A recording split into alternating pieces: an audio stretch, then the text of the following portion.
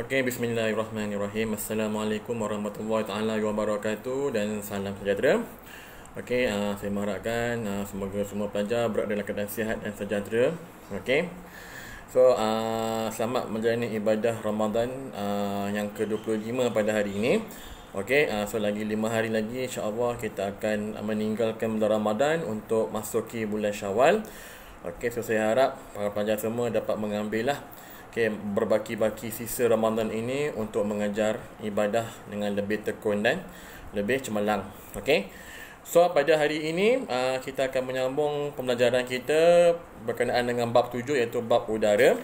Okey, so pada minggu lepas kita telah pun memasuki bab 7, mana pada minggu lepas kita telah pun melihat berkenaan dengan komposisi udara, di mana kita telah pun melihat apakah komposisi udara yang terdapat di atmosfera kita.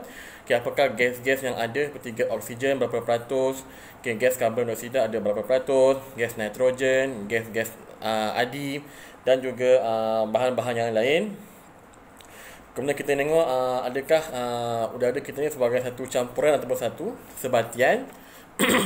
Dan kita telah pun melihat kita pun melihat kepentingan gas, apakah kegunaan gas-gas seperti gas oksigen, gas karbon dioksida, gas nitrogen dan juga gas nadi. Okey, apa kepentingan gas-gas tersebut. Dan kita telah pun melihat berkenaan dengan kita karbon dan juga kita oksigen. So bagaimana kedua-dua kita ini memainkan peranan dalam menjaga keseimbangan ekosistem dunia kita. Okay, dan bagaimana udara seperti gas oksigen dihasilkan dan bagaimana gas karbon dioksida recycle, okay, untuk menghasilkan semula gas oksigen melalui organisma yang bernama pokok. Okay, so apa sahaja organisma yang berdaun hijau ataupun yang mempunyai klorofil, dia boleh menjalankan proses fotosintesis untuk untuk menyerap karbon dioksida untuk menghasilkan semula gas oksigen. Okay, so inilah bagaimana bumi kita ataupun udara di bumi kita ni dibersihkan, ditapis, okay, dengan adanya pokok-pokok, hutan-hutan, okay, tumbuhan-tumbuhan akuatik yang yang mempunyai klorofil ini boleh membersihkan semula udara kita, okay, dan membekalkan oksigen kepada organisma yang memerlukan seperti manusia, haiwan dan juga tumbuhan yang lain. Okey. So kalau kita mengganggu kestabilan ekosistem ini, terutamanya ekosistem dari segi populasi tumbuh-tumbuhan, populasi pokok dan hutan dan sebagainya, maka akan terganggulah kita karbon dan juga kita oksigen ini. Berarti udara kita akan menjadi semakin kotor, oksigen akan berkurangan dan kita boleh mengalami beberapa masalah pernafasan. Okey. So pada hari ini kita akan melihat kepada topik pembakaran. Okey. So, bila kita menyatakan perkataan pembakaran, okey, semua tahu, okey, membakar berarti kita menyalakan api. Okey, kita bakar sampah untuk kita menyalakan api untuk memasak, okey, buat barbecue dan sebagainya. Okey. So, apakah yang kita faham ataupun yang kita boleh tahu definisi pembakaran ini? Okey. So, pembakaran ini boleh ditafsirkan ataupun didefinisikan sebagai satu tindak balas. Okay. Sebagai satu tindak balas yang berlaku apabila suatu bahan dipanaskan dengan kehadiran oksigen dan membebaskan tenaga haba dan tenaga cahaya. Okay, so ini adalah definisi bagi pembakaran, iaitu tindak balas yang berlaku apabila suatu bahan dipanaskan dengan kehadiran oksigen dan membebaskan tenaga haba dan tenaga cahaya. So dalam konsep pembakaran ada dua tenaga yang dibebaskan, iaitu tenaga haba dan juga tenaga cahaya. Okey. Macam api, bila kita nyalakan api, kita nyalakan lilin, okey. Kita membakar lilin. Okey, ada dua tenaga yang dihasilkan, iaitu tenaga haba. Okey. So bila kita dekatkan dengan sumber api tadi, kita akan rasa panas. So itu tenaga haba yang dibebaskan, dan yang pada masa yang sama kita dapati bila kita menyalakan lilin, keadaan sekeliling akan menjadi semakin cerah sebab adanya tenaga cahaya. So ini adalah definisi bagi pembakaran. Okey. So dan untuk menghasilkan pembakaran ada syarat-syarat pembakaran. Okey. Dan ada 3 syarat pembakaran yang perlu dipenuhi untuk menghasilkan pembakaran. Okey. Yang pertama, okey, yang pertama ialah mesti ada kehadiran oksigen. Okey. So untuk menyalakan api, untuk menghasilkan pembakaran mesti ada oksigen. Okey. So tanpa oksigen pembakaran tidak boleh berlaku. Okey. Syarat yang kedua mesti ada bahan apinya. Okey, mesti ada bahan api. Contoh kayu ke, kertas ke. Okey. So ini ialah bahan api. Dan yang ketiga mesti ada kehadiran haba. Okey, mesti ada kehadiran haba. Seperti apa? Contohnya kita kalau macam kita camping kan kita diajar untuk menyalakan api menggunakan dua batu dan digeserkan. Okey, untuk menghasilkan percikan bunga api. So itu ialah habanya. Okay, daripada penggeseran itu akan bertukar menjadi tenaga haba lantas menghasilkan percikan bunga api.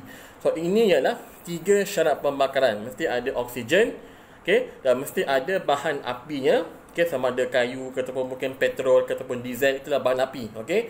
So oksigen, bahan api dan juga haba.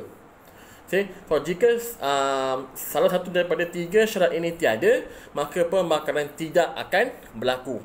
So ketiga-tiga syarat ini mesti ada untuk menghasilkan pembakaran.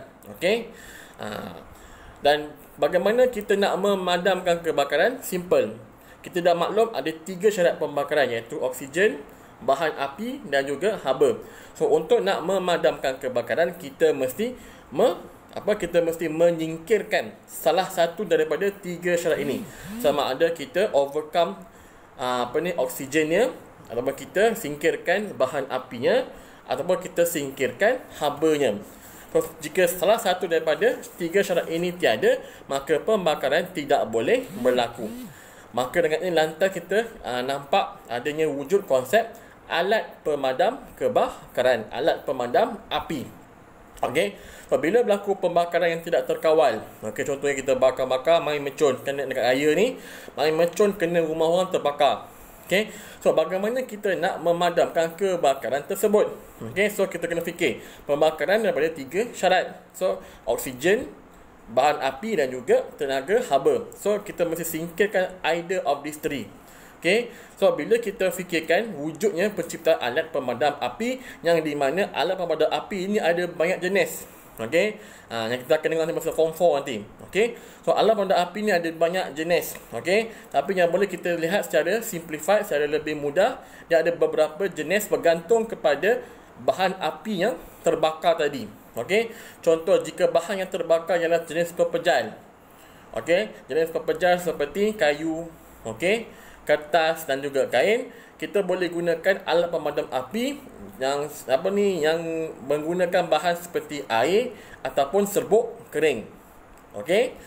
Jika bahan yang terbakar itu ialah cecair, okey, seperti minyak, okey, ataupun mungkin varnis, alkohol dan sebagainya, kita hendaklah menggunakan alat pemadam api ataupun bahan pemadam api yang mempunyai bahan seperti busa, serbuk kering ataupun gas karbon dioksida. Okay, ingat gas oksigen dia menyalakan api, gas karbon dioksida dia akan memadamkan api. Okay, sebab dia akan exhaustkan pembakaran tersebut daripada sumber oksigennya. So kita menggunakan busa ataupun kita menggunakan serbuk kering ataupun kita menggunakan karbon dioksida jika bahan yang terbakar ialah cecair. Okay, jika bahan yang terbakar ialah gas, okay, mungkin kita tengok macam gas propana, okay, gas metana, okay, gas asli ini, kita boleh gunakan alat pemadam api yang menggunakan bahan seperti busa, serbuk kering dan juga gas karbon dioksida. Dan jika bahan yang terbakar ini ialah logam, okey, seperti logam kumpulan 1 dalam jadual berkalah seperti kalium, natrium ataupun mungkin magnesium dan juga kalsium. Okey.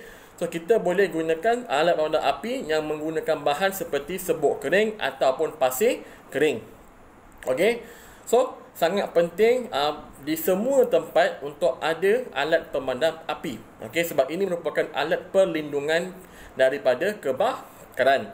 Sebab itu kalau kamu pergi kat mana-mana kawasan ataupun mungkin tempat-tempat yang public, okey, seperti shopping mall, okey, ataupun mungkin di sekolah kita juga, okey, kamu jalan-jalan sekeliling, kamu akan dapati dekat di setiap sudut bangunan akan ada satu alat pemadam api. Okey, dan kebiasaannya kalau macam di sekolah kita menggunakan alat pemadam api yang menggunakan serbuk kering. Okey, dia warna kuning. Okey. So dia ada banyak jenis alat pemadam api, ada label-label dia, ada warna tertentu yang kita akan belajar nanti masa form 4 lah, lebih detail. Okay, so ini ialah contoh-contoh alat pemadam api. So basically mekanisme alat pemadam api ini, dia bertindak dengan menghapuskan salah satu daripada 3 syarat pembakaran yang kita mentionkan tadi. Sama ada dia menghilangkan oksigen, menghilangkan haba, ataupun dia akan menyingkirkan bahan api, dengan menggunakan beberapa jenis bahan yang boleh memadamkan kebakaran. Okey. So prinsip pemadam api ini sama juga tadi kita kata menghapuskan salah satu faktor yang menyebabkan kebakaran ini. Okey. So prinsip ini kita boleh aplikasikan dengan beberapa teknik yang lain. Okay, so selain pada kita menggunakan alat pemadam api, kita juga boleh menggunakan selimut kebakaran. Okay, so dengan menyelimut seseorang menggunakan selimut kebakaran, kita boleh menghapuskan ataupun kita boleh memutuskan hubungan antara bahan bakar dengan oksigen. Okay, so kadang-kadang dekat makmal, kalau kamu pernah tengok makmal kamu sekolah rendah dulu, okay, dalam makmal tu mesti ada satu macam bekas yang menyimpan selimut kebakaran. So, jika seseorang itu ada kebakaran pada pakaiannya dan sebagainya, kita boleh ambil semua, kita boleh tutup dan kita boleh gulingkan dia. Okay? Sebab apa? Untuk nak memutuskan bekalan oksigen supaya kebakaran tadi akan terpadam. Okay? Ataupun kita boleh mendinginkan, menyejukkan. Okay? So, dengan mendinginkan permukaan bahan yang terbakar dengan menyemburkan air ataupun lapisan karbon dioksida. So, kita mendinginkan permukaan yang terbakar. So, kita memutuskan ataupun menghilangkan haba daripada kebakaran tadi. Okay? Dan juga kita boleh mengurangkan jumlah bahan yang terbakar ataupun memutuskan sumber bahan bakar. Okay, teknik ini dapat dilakukan dengan memisahkan benda yang terbakar, menjauhkan benda yang belum terbakar dan menutup punca bekalan gas atau minyak. So, bahan bakar atau bahan api tadi kita boleh putuskan rantaiannya dengan mengurangkan jumlahnya ataupun kita tutup dia punya source. So, ini adalah 3 prinsip yang kita gunakan semasa kita nak memadamkan kebakaran. Sama ada kita nak memutuskan bekalan oksigen ataupun kita nak mengurangkan bahan api yang berlaku dalam kebakaran tadi, ataupun kita hendak menghilangkan haba daripada permukaan dengan konsep mendinginkan. Okey. So ini ialah bagaimana kebakaran boleh dipadamkan. Okey. So bila kita faham tentang konsep ataupun 3 syarat pembakaran tadi, maka kita boleh menggunakan prinsip ini untuk nak memadamkan kebakaran. Okay, dengan menghilangkan salah satu daripada 3 syarat pembakaran yang kita dah sebut tadi, iaitu bahan api, haba dan juga tadi kita kata oksigen. Okey, so pilihlah mana yang kita nak singkirkan bersesuaian dengan jenis kebakaran tadi. Sama ada yang terbakar itu ialah pepejal, cecair, gas ataupun logam. Okey, so apakah sikap ataupun amalan yang kita boleh amalkan? Okey, amalan berjaga-jaga, okey, yang kita boleh amalkan untuk mengelakkan kebakaran. Okey, ini penting. Sebab kebiasaannya ramai orang, terutamanya remaja ataupun kanak-kanak, mereka ni suka bermain dengan api. Okey, so apakah amalan sikap-sikap yang boleh kita amalkan untuk mengelakkan kebakaran? Okey, yang pertama kita boleh jauhkan bahan yang mudah terbakar daripada api. Okey, so ada banyak bahan di rumah kita, okay, yang mudah terbakar. Okey, kamu boleh cek dekat rumah kamu tu, contohnya macam apa? Kertas, okey, kain, okey, kayu, okey, ataupun mungkin alkohol seperti minyak wangi, okey, tong gas. So ini ialah antara bahan-bahan yang mudah terbakar, yang berisiko tinggi. So bahan-bahan ini hendaklah disimpan ataupun dijauhkan daripada sumber haba. Okey. Yang kedua, kita boleh simpan mancis dan juga pemetik api di tempat yang selamat. Okey, kadang-kadang kalau kita tengok, okey, adik-adik kita mungkin yang tak berapa faham tentang konsep kebakaran ini. Okey, mereka nampak mancis, bila mereka geserkan nyala, seronok. Okey, api menyala kan, macam magic gitu. Okay, kadang bila kita tengok pemetik api, kita tak keluar api kan, so berangan kan, dalam movie sebagainya. Okay, so benda ini berbahaya sebab sekiranya mereka menyalahgunakan mancis ataupun pemetik api ini, tiba-tiba mereka suluh dekat gas dan sebagainya, meletup rumah kita. Okay, sebab itulah kenapa kita sebagai remaja yang bertanggungjawab, dan juga seorang dewasa yang bertanggungjawab hendaklah menyimpan mancis dan juga pemetik api ini di tempat yang selamat yang kita boleh reach. Okey, so jauh daripada tangan-tangan yang tidak bertanggungjawab. Okey, kena nyorokkan. Alright. Kemudian kita tengok yang ketiga, sentiasa peka terhadap barangan elektrik yang digunakan. So kena sentiasa peka terhadap barangan elektrik yang digunakan. Contohnya seperti microwave dan juga oven. Okay, sekarang ni mungkin dekat rumah kamu, kalau mak kamu jenis yang suka buat kuih, mesti tengah gunakan oven tu cara aktif sekarang ni nak raya. Okay, so kena berjaga-jaga. Berarti hari ni jangan overload. Okay, ni yang penting, jangan overload. Contoh kita tengok pada oven, okey, penggunaan oven ataupun microwave, okey, jika oven tu digunakan dan tiada pantauan, okey, so apa yang berlaku mungkin bahan yang kita masak tu mungkin boleh terbakar dan boleh menghasilkan nyalaan api, okey, ataupun yang biasa common kita tengok ialah dengan menggunakan penyambung, okey, penyambung elektrik, extension wire, okey, extension cord dan sebagainya, okey. So bila kita gunakan extension, okey, kita letak banyak-banyak plug, okey. Bila banyak plug yang kita gunakan melebihi kapasiti extension tersebut, dia boleh menyebabkan short circuit, okey, dan dia boleh menyebabkan berlakunya kebakaran. Sebab itulah kalau kamu tengok dekat extension kamu tu, cek kat belakang-belakang tu tepi dia ada maksimum kapasiti yang dia boleh terima. Okey, ada yang 1500 watt dan sebagainya. So kita kena patuh kepada standard extension yang kita beli tu.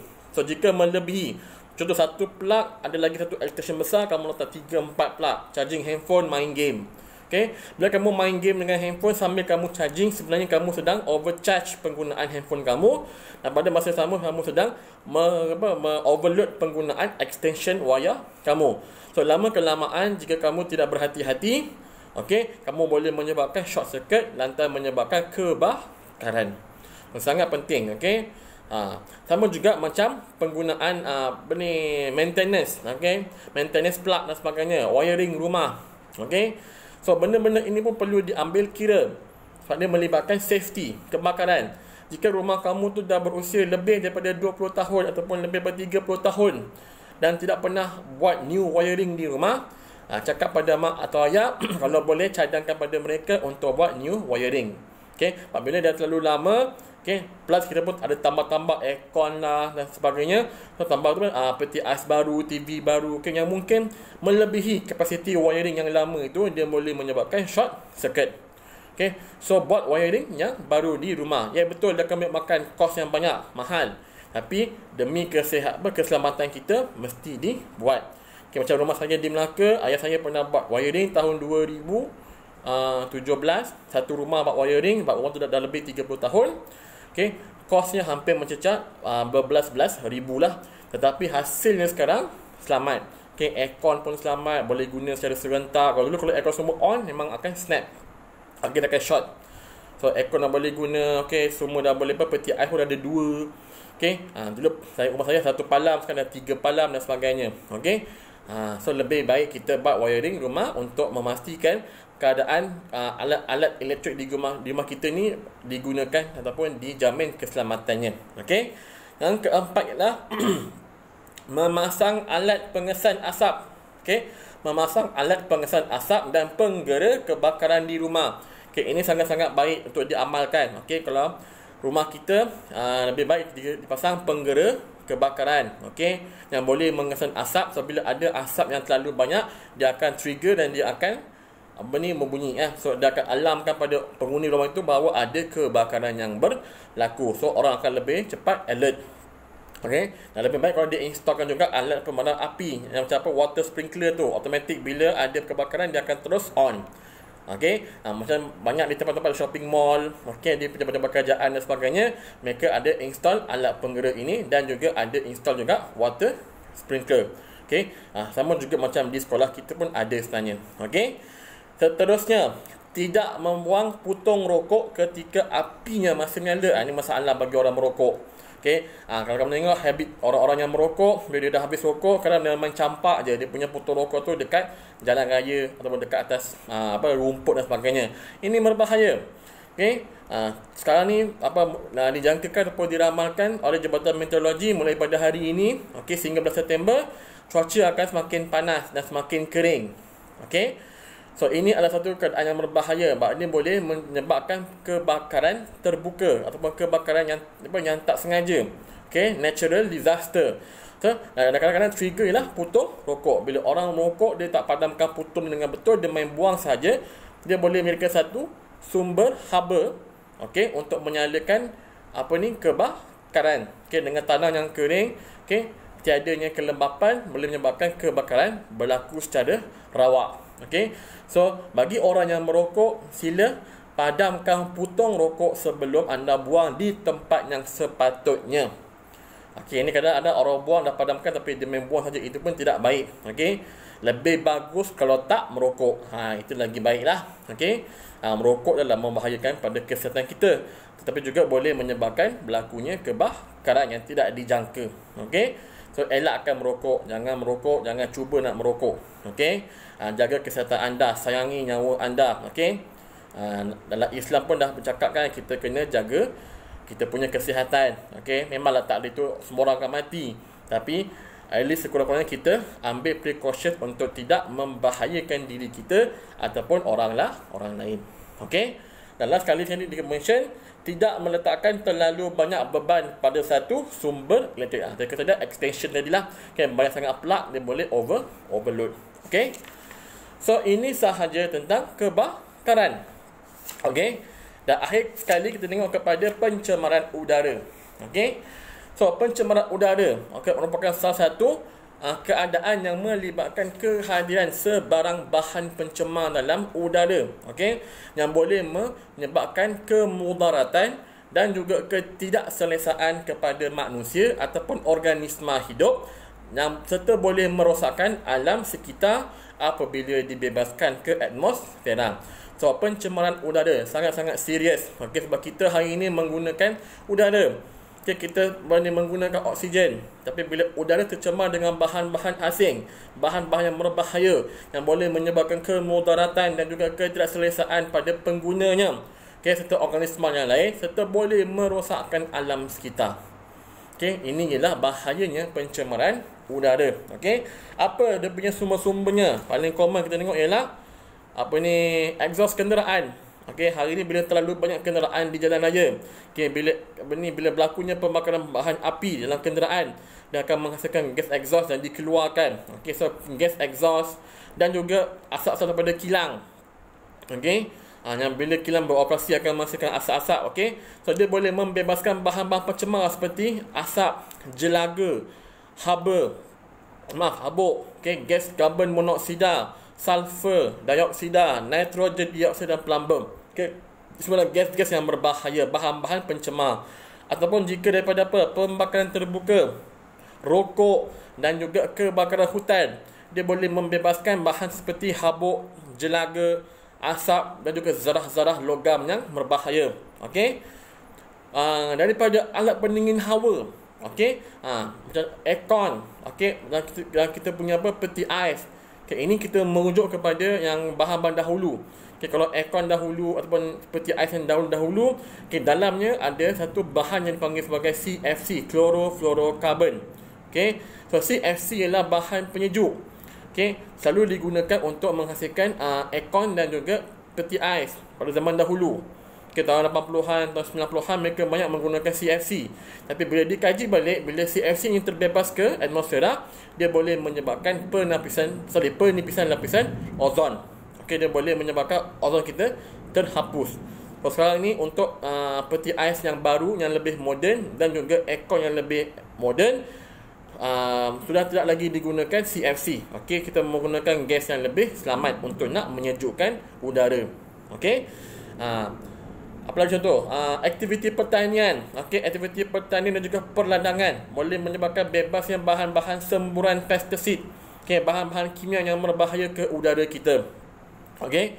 Dan juga bagi negara yang ada loji nuklear. Okey, loji kuasa nuklear seperti di Jepun dan juga Korea, mereka boleh menyebabkan pembebasan bahan-bahan radioaktif di udara kita.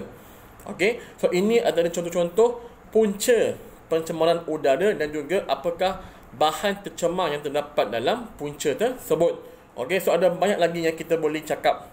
yang kita boleh lihat, yang kita boleh bincangkan apakah punca-punca bahan pencemar udara kita ini. Okey. Tapi yang paling common seperti exhaust kereta, okey, pembakaran terbuka, kilang, okey, mungkin sekarang ni kita ada macam aktiviti pertanian seperti penghasilan semburan, pestisida dan sebagainya yang boleh menyebabkan pencemaran udara kita. Okey. Dan ini boleh menjejaskan kita punya kesihatan kita, okay, manusia. So, bila udara kita ini tercemar, dia boleh menyebabkan kesihatan manusia ini terganggu. Okay, contohnya kita tengok asap dan juga jelaga, okay, boleh menyebabkan masalah pernafasan. Okay, gas sulfur dioksida boleh menyebabkan penyakit berkaitan dengan saluran pernafasan. Okay, asbestos, okay, zarah asbestos jika berada di udara disedut ke dalam kita punya saluran pernafasan boleh menyebabkan kanser paru. Okay, so ini antara masalah kesihatan yang disebabkan oleh bahan pencemar udara. Okay, dan jika kena pada bangunan dan juga infrastruktur, apa kesan pencemaran udara kepada bangunan dan juga infrastruktur? Pertama, kita tengok kepada penghasilan hujan asid. Okay, gas hujan asid seperti gas sulfur dioksida. Okay, jika terlarut dalam air hujan, dia boleh menyebabkan hujan berasid. Dan hujan berasid ini dia boleh mengakis struktur bangunan dan batu kapur. So, bangunan yang terdedah kepada hujan asid akan mula terkakis. Okay, dia akan mula merosak. Dan pada masa sama juga dia boleh mempercepatkan pengaratan besi. Okay, so ini ialah impaknya kepada pencemaran alam sekitar, terutamanya pencemaran udara. Okay, apa efek kepada tumbuhan dan haiwan? Okay, so apa efek pada tumbuhan dan haiwan? Tengok pada hujan asid. So hujan asid juga dia boleh menyebabkan tanah ini lebih berasid. Okay, dan menyebabkan tanah kurang subur. Okay, dan pada masa sama juga asap dan debu boleh mengurangkan cahaya matahari sampai ke bumi. Bila terlalu banyak asap, jelaga di atmosfera, dia boleh melitupi permukaan atmosfera bumi dan menghalang cahaya matahari masuk ke bumi kita. Okay, so bila kurangnya cahaya matahari, maka pokok tidak boleh menjalankan proses fotosintesis. Maka pokok boleh mati sebab kekurangan makanan, dan pada masa yang sama oksigen pun tidak boleh dihasilkan. So kita juga akan mengalami toksik pada udara kita. Okey.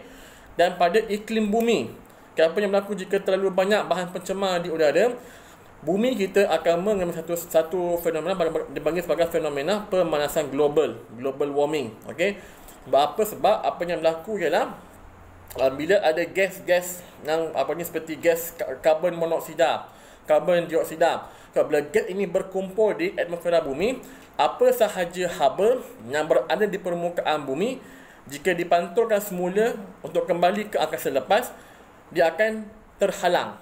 So haba-haba daripada permukaan bumi akan terhalang pantulannya untuk kembali semula ke ruang angkasa lepas, menyebabkan haba tersebut dipantulkan kembali ke permukaan bumi, lantas menyebabkan pemanasan global.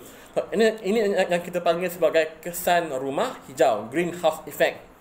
Okey, di mana haba daripada bumi dipantulkan semula ke bumi, disebabkan oleh gas-gas berbahaya yang telah pun terkumpul di atmosfera bumi yang menghalang haba ini untuk kembali semula ke ruang angkasa lepas. Okey, betul, bila ada berlakunya kesan rumah hijau ini, maka akan berlakunya pemanasan global.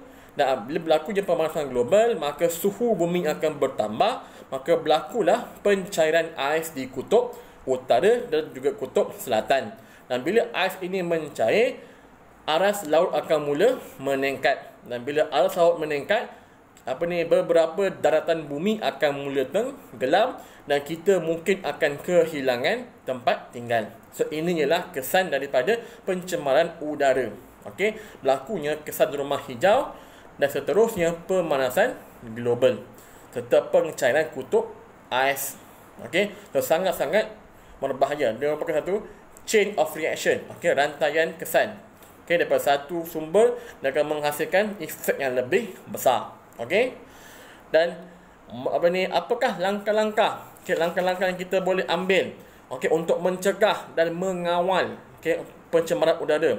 Yang pertama, kita boleh adakan tindakan undang-undang. Ada banyak undang-undang alam sekitar yang ada di setiap negara ini. Kita boleh kena kuat-kuasakan.